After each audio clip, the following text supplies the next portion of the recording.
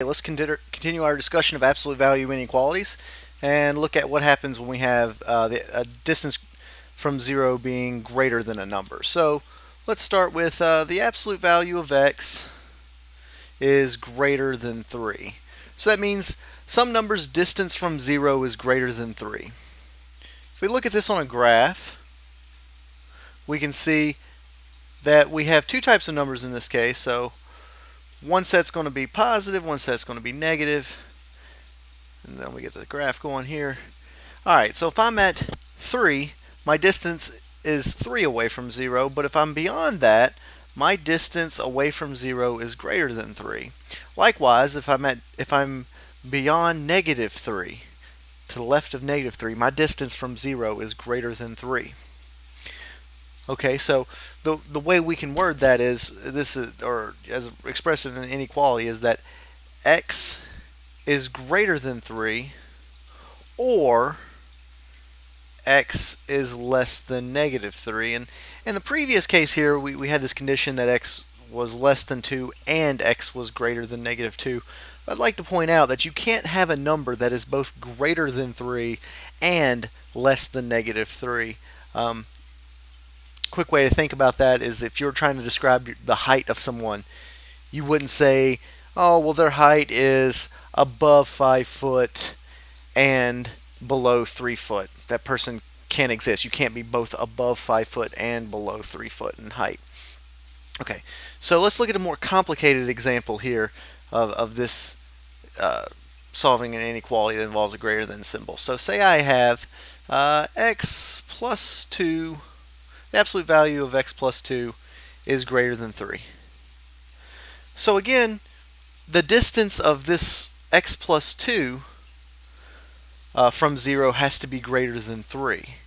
In order for that to happen, x plus 2 itself would have to be greater than 3, or x plus 2 would have to be less than negative 3, right? So just thinking about it logically like that, we can set up the two inequalities. X plus 2 is greater than 3, or x plus 2 is less than negative 3, right? So I subtract 2 from both sides. I have x is greater than 1, or subtract 2 from both sides, x is less than negative 5. Let's look at that on the number line here.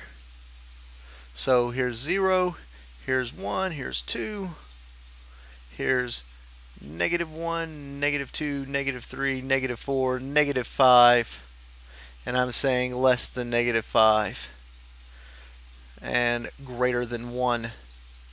I'm claiming that the solutions to this inequality are the numbers that are in the region specified. So for instance, 1.1 should be a solution, or 2 should be a solution.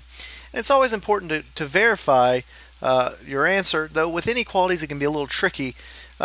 Generally, just if nothing else, if you don't have a lot of time, at least look at one of the answers to see if they work.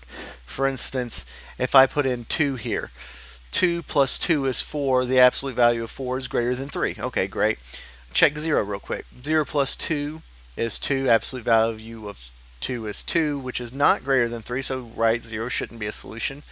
Let's check negative 6. Negative 6 plus 2 is negative 4, the absolute value of which is 4, which is greater than 3. So this appears to be a reasonable solution to this inequality.